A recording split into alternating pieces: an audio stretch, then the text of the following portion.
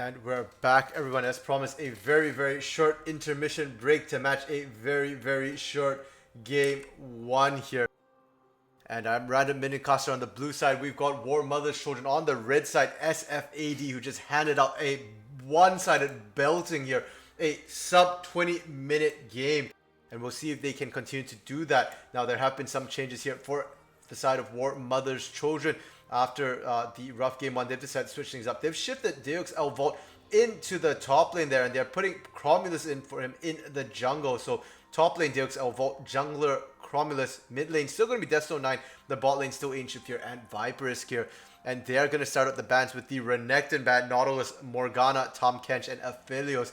Did not enjoy having the Renekton Shadow Balls winning that one in the isolated 1v1, and the Nautilus in that bot lane was absolutely massive for them, constantly landing those hooks onto the Vayne and the Leona there for Ancient Fear and Viperisk. And for SFAD, their bans here going to be the Yasuo, Mordekaiser, Diana, and Shen here. Interesting that the only thing they banned really from last game was the Mordekaiser for Deathstone 9, which he did quite well on considering the situation. He did sort of win his lane, and that was somewhat expected, but yeah, it was definitely an issue and not something SFAD wants to try and deal with as they try and win this series quickly here. And for the picks, Warmother's Children switching up the ADC, the Vayne not working well for them. They've gone for yet another late game hyper carry. This time it's going to be the Jinx, but much safer range here on the Jinx with the Rockets. Should be just fine. And they are going to be the ones to pick up the Vi here for Cromulus, making sure Finny doesn't get his hands on that because he was everywhere, just punching everything in the face, and it showed in his scoreline. Then they're going to pick up an Annie and Ornn as well to round out their composition. So Deathstone 9 on this Annie here. They will have really solid team fights in the mid game, as well as great pick potential as well. So I'm really liking the composition from Warmother's Children. They have a bit more early game than last game. Still have to be careful though. It's not the strongest of early games here. And a lot of it will come down to Cromulus and where he goes with that Vi, which lanes he gets snowballing here. His mid and bot lane, both a lot of kill potential. So definitely have to see where Cromulus goes. And for the side of SFAD, they've gone the Volibear for Finny here. Senna, Set, Kled, and Corki. So that's going to be definitely a set here for Rukter, one of his most played champions, alongside that Tristana, Corki in the mid lane. Most likely the set going to be support set. We've seen it a couple of times here. I believe it was Web Hippo who just played it either this week or the last as support there for DOV Nightfall. So most likely support set to go with that fasting Senna as well. And this composition here from SFAD, a bit mixed here. You've got the Corki and the Senna who just want to sit back. They just want to poke. And then on the other hand, you've got the Kled with the let's charge here and just go in with the Angry Bear with the set. So very divided team here, but we've just seen earlier today a Corki Senna combination coming out of DOV Chaos, and it worked extremely well. So could once again see that Senna can be extremely oppressive in lane, but again has to survive the Leona. Set as a support though will be a solid pickup to help protect the Senna as well. So despite the fact that I like Warmother's Children's composition, it seems that SF80 once again dropping 4 lanes, and they've got really solid lanes. I definitely would not want to be the side of Warmother's Children in their lane. So I'm looking to Warmother's Children to try and transition out the laning phase as quickly as they can, try and get into the 5-man fights here before they start falling behind in lane against a lot of these counter picks.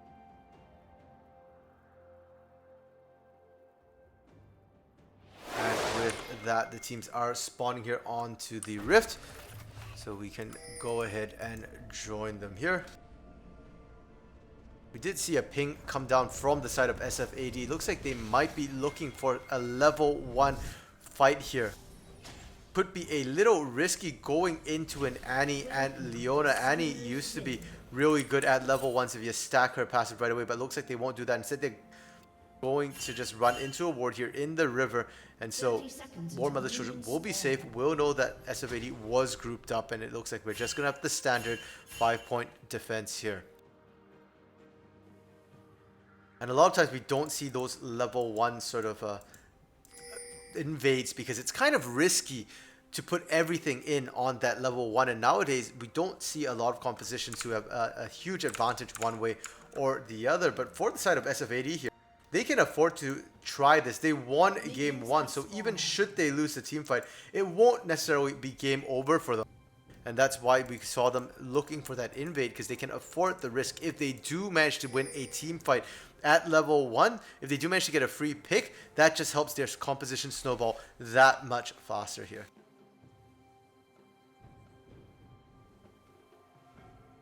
And in the lanes, I am expecting to see SFAD be the ones to sort of win out in the individual lanes.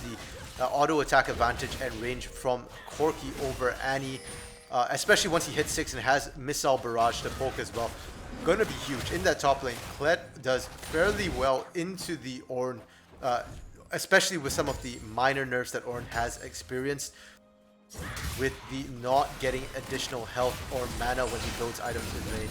Now bot lane, because North Wolf is a melee champion, had to walk in range, will get stunned up by Viperisk. And Ancient Veer laying down the pain right now, getting quite a bit of poke here. But that is a Senna, and she can sustain up, and that's why in this bot lane, that's the only lane where Warmother's Children I'm expecting to be more aggressive here, because they do have to look for those engages. They do have to be the ones here. They do hit level 2, but the Zenith Blade just out of range. Rukter will walk onto a trap, but he's already safe and able to poke back here. They now hit level 2, will be able to remain safe. No huge advantage from the side of Warmother's Children at that level to spike, but they have to continue looking, and they have to make sure they get the right targets as well, because if Vipers goes in on North Wolf, that's not the target you want. He's tanky enough to survive. He comes back, the true damage is over. If the Ignite had come out from North Wolf, we would have seen a first blood there onto Vipers, but even without that, we do see Ancient Fear running for the hills right now. The root coming out will catch that now. If he flashes in, they pull. Do they get the kill? No, because Ancient Fear manages to flash and heal his way back out. Now top lane, we've got a gank from Finny onto DXL Vault. We've seen DXL Vault die a lot, and I guess this game's not going to be any different as Shadow Ball dismounts, but he has to be careful. He's low, and Chromius is looking for him. He misses! The Vault Breaker misses, but it will not matter. There's no Blast Cone there. Shadow Ball has nowhere to run, will still get taken down. That's a 1-for-1 in that top lane there. But First Blood does go over the way of Finny, and normally you want the First Blood to go to your solo laner, especially in that top lane where he can isolate that lane and continue winning isolation. But giving on Finny is not a bad idea either, because Finny, very, very aggressive jungler, likes to make tracks, and we saw that in game 1 with the Vi. It's not going to be different on the Volibear here. Bot lane Viper's going in, but that again is not the engage he wants. He does get burst down, and North Wolf going to pick this one up here with the Ignite. And Viperisk, unfortunately, has to weigh his options every time he goes in right now. He has to see whether or not it's worth fighting that top lane. Shadow Ball is going in, gets the kill, gets dismounted as well. And because of the dismount, he drops the aggro, so we'll be perfectly safe. And DXL Vault this time going to lose a ton of minions in the top lane. Romulus has to be careful. He's getting caught up by Finny. Finny going hunting right now. Does manage to Vault break his way to safety, but will lose any control in this bot side, and this will be an easy scuttle take here for Finny and SFAD.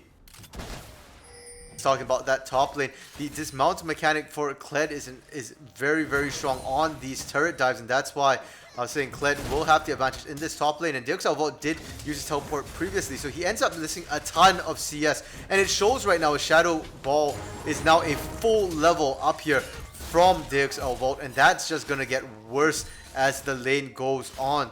And they were in this position last game when Shadow Balls was unrenected.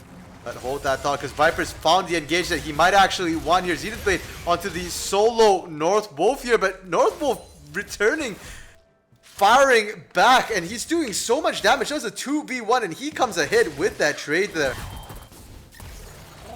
And in the mid lane, Unknown Temptation, once again, the only lane to not really dominate his lane here. Deathstone doing a great job, both in game 1 and in game 2 on the Mordekaiser and Annie. He's doing quite well for himself in the mid lane, despite having 0 jungle pressure for himself from his team.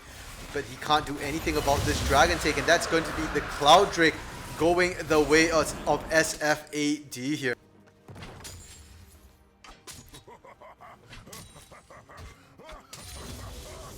similarly to last game, we're starting to see leads come out for SFAD. Nothing as drastic as the last game. It's only about 1,300 gold lead. But that will snowball as plates are starting to drop here for the side of Warmother's children, especially in this top lane. And Shadow Balls could really take over this. In the Demacia League, we don't see as much the top lane takeover. That's been something that's very common in the Noxus division.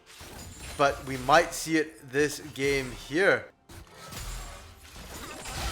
And they just keep forcing Warmother's children into this very awkward position where they have to make a decision. Where does their jungler go to gank? And we see once again the dive coming out from the Shadow Balls. This time he does end up trading. The dismount came faster than he expected. DXL Vault managed to pump out the damage and remove the mount there for Kled. Able to fire back, get himself a kill, and that will be good for DXL Vault here. North Wolf in there. In that bot lane, aggressively going for it. Did not realize Cromulus was waiting in the bush, and Cromulus looking for damage, but it's gonna be Ancient Fear going down first. And now Viper Risk extremely low, taking a bit more damage here. But the stun, the turnaround is good. Rukter does find it, gonna flash his way out to safety as well, and that's gonna be a 2-for-1 with Cromulus waiting in the bush.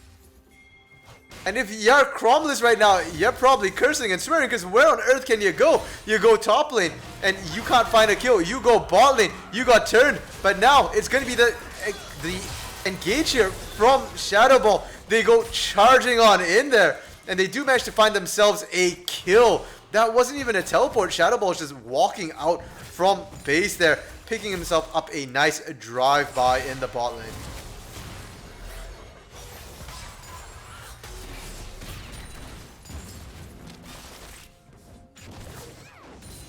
Yeah, I was just talking about where does Cromulus go to gank right now. He's trying to salvage his losing lanes, but that's not working for him at all. Top lane, Shadow Balls is just getting so far ahead right now. Up about 800 gold at this point. But just so strong and constantly keeping DXL Vault low on health here. And if you go to the bot lane, we saw what just happened, and now where's he going to go? Mid lane? But he's not going to get there in time, because Finny is going to be the one to pull the trigger here. The stun comes out. Tibbers is there looking for the one who killed Deathstone. He's going to just pound away onto Unknown Temptation, but that is still Deathstone dead there. The one lane they had that wasn't losing is now starting to get affected by the rest of the snowball around the map, and the kill score 8-3. The gold lead starting to hit 3k at under 10 minutes and starting to look like a replay here of game 1.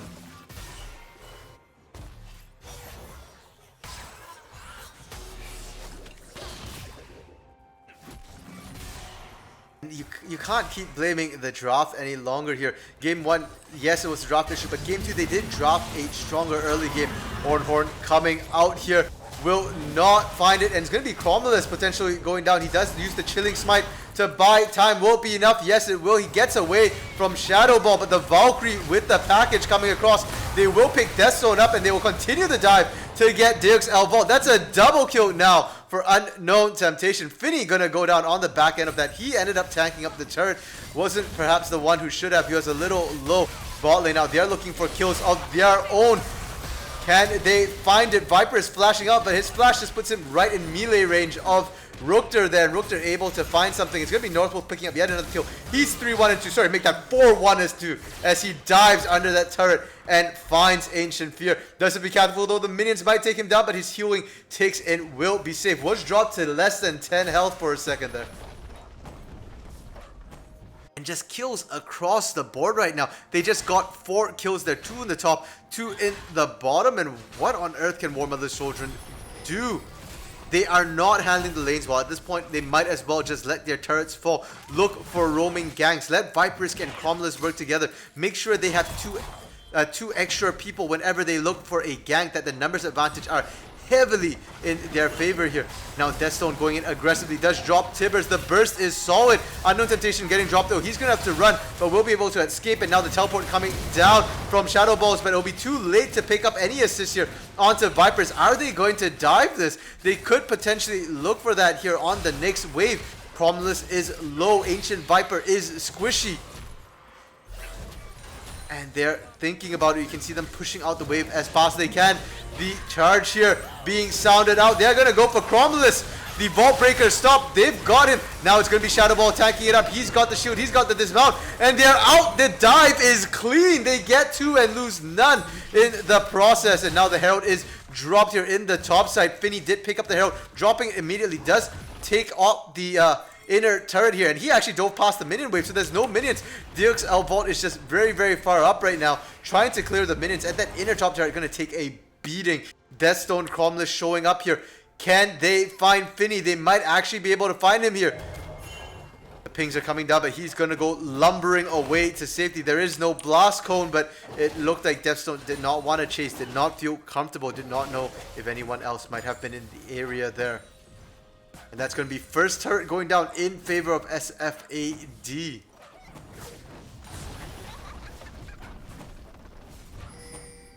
And the pace of this game just feels so accelerated here. They're just so far ahead. They're just forcing things left and right. Those turret dives are being pulled off immaculately. And a lot of that coming off of Shadow Balls, using that Kled with the dismount mechanic. Teams will have to be careful of giving this Kled to Shadow Balls if you're going to be playing tanks. If you're going to be playing a passive top laner here, you need to pick someone who can fight back. And now Ancient Fear getting caught out on his own will be able to flash out. But will it be enough? Yes, it looks like it will. The true damage not going to pick him up, but the snipe from downtown from Rookter as he manages to pick up the kill with the Senna ultimate. And now Vipers once more trying to get away, but that's a Leona. You go in, you don't go back out. The Ohm Breaker passive on the Stormbringer being used. The bot lane outer turret is stopped. Finny going to take some damage, but it was enough to survive. Rookter has to flash out though, because somehow he ended up drawing the aggro. Will he be able to get out? Most likely not. As the damage comes out, they're going to be the auto from Deathstone to pick that one up. Deathstone will go down, but Cromless is there, and Cromless is firing back. The Super Mega Death Rocket coming across the boat does find the North Wolf, but it's going to be Unknown Temptation coming out there with a triple. They trade 3 for 3 on that dive, and they give Shadow Balls free reign in that mid lane. He manages to get himself yet another turret here. The last remaining outer turret in this bot lane is extremely low on health as well. I can't imagine SFAD will let that turret stand for much longer here. And Unknown Temptation not having the best of game 1 on that Vigar, but certainly firing back 6-0-1 on this Corki here for himself in the mid lane. Will fall soon. Already stacking that Manamune, has it about a third off the way stacked here. The charge is being sounded. They're gonna go for Ancient Fear once more because he's up too far. If he's past the river, he's gone too far. Wards don't even matter when they're running in that quickly, and Vipers this time has decided he's had enough of dying, so he's just gonna abandon Ancient Fear. Let him die alone and not give extra kills. And they're just gonna brute force this. They don't care about the minions. They get the last outer turret here. And SFAD now 21-7 before the 15-minute marks, 10k ahead. This is even bigger, even faster than last game here. Warmother's children did not have an answer last game. I don't think they have an answer this game either. Finny might have overextended a little bit, taking a lot of turret shots there, but Deathstone does not have Tibbers available yet. Will opt to just back this one out. A solid Solar Flare will catch the North Wolf, and now the Orn Horn being sounded. He does get dragged back. Does still get the Horn off though, but does not find anybody, and the North Wolf can 1v3 going hard. He finds Ancient Fear in the back, and DXL has to be careful. He has to turn around. They need his damage, but North Wolf, the beautiful stopwatch there to keep him alive, will only buy time, but time is what they were looking for. Unfortunately, it worked against them as Deathstone roams down. Does manage to pick Rookter up as well. That's going to be a 1 for 2. Ancient Fear going to be the sacrifice here for this bait, but that's a win in Warmother's Children's book. Warmother's Children starting to fire back a little bit. This was what we needed to see from last game and this game as well. Rotating Deathstone out because he's the only one who is doing well for himself and the only one who can really find any kills. Mid lane though, Cromless getting bursted down. He just stepped out under turret just barely, but Unknown Temptation going godlike right now. He's just so far ahead, and now he's turning back, chasing after Ancient Fear. Will not find the kill there. Now it's Finny who's in a bit of a sticky situation. Super Mega Death Rocket comes across, but it will be a last-ditch effort, and we see Ancient Fear going down yet again. 2-7-2 right now. SFAD just focusing him down constantly. And Finney is making use of that Stormbringer ultimate on the Volibear to dive right now with impunity, without fear. And it's kind of been working out, but he does have to remember it only stops the turret. It does not stop all the other champions from outputting that damage there. So it's solid for them as Rukter and Unknown Temptation managed to pick up the the second inner turret for themselves. The first one being the top lane there. And that's going to open up the map so much more. And if we check the vision right now, Warmother's children losing vision inside of a lot of their jungle here. They've got a little bit left over in the river in that bot lane. But that's about it outside their base right now. And they're now having to reset the vision line. Dragon will be coming up in about 40 seconds here. But I don't know that they can contest it at all, and they might just have to keep seeding everything on the map. They are, however, looking for a gank into the bot lane. They've committed all 5 is what they need to do. They've found the North Wolf, but he's so tanky, has not even used the shield yet. Showstopper being used on Vipers to drag him back, and they do turn it around. They do find him there. Cromwell is going down because he was chasing after the carries, and that's a double kill. Triple kill for Unknown Temptation there as he just cleans up the back end of this, and this, unfortunately, might signal the death here of Warmother's children. What can they do? They sent all 5, and that was a 5v4, 5v2 really to start that one, and they still couldn't win it. And Warmother's children just can't do anything. It looks like they are surrendering. We get an early surrender here from Warmother's children. They've come to the same conclusion I have, that there just is no way for them to come back right now. They're too far behind. 29-11 at 17.5 minutes. 14,000 gold lead. This might be the largest one we've seen in a game thus far. It's certainly the fastest series that we've seen in the summer split, potentially in the history of Coalition League thus far. And SFAD just flexing their muscles right now. Unknown Temptation going 10-0-3, undying in this game too, was absolutely massive for themselves. That bot lane is about Rukter and the North Wolf. North Wolf just tanking up damage, going 1v3 repeatedly here in this game. Knowing that he could afford to take all that damage is just absolutely monstrous for him here. And I don't know what to say after that series. It's the cleanest 2-0 we've seen all split long, and Warmother's children just looking like they were outmatched completely in every single way. In draft, they got counterpicked. In game, they just got run over in lanes. In team fights, it just couldn't seem to make it work. And by no means is Warmother's children a bad team. In fact, they were in second place before this game, and yet they just got run over. And I think that's just a sign and a testament to SFAD strength here. They did have a bit of a roster reshuffle, but it doesn't look to have slowed them down whatsoever, and teams will have to watch out here. DOB Chaos, especially since they are top of the table, they will not meet they actually will meet, pardon me, DOB Chaos versus SFAD in the next week, week 5 here. So definitely a game to watch here, to sort of pay attention to, because DOB Chaos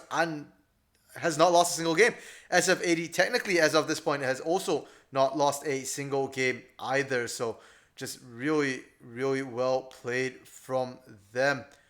And with that being said, there's only going to be one series left here for the Demacia division, and that's going to be tomorrow at 1 p.m. Eastern. Glacial Omen Glacial Omen facing off against Prismatic Esports. So that will be the last series here, and it will be played tomorrow, and after that all the standings will be updated as well. So we will be able to see where things stand for week 5. So thank you all for watching. Hope you enjoyed this ridiculously quick 2-0, and hope to see you around tomorrow. Have a good one, y'all.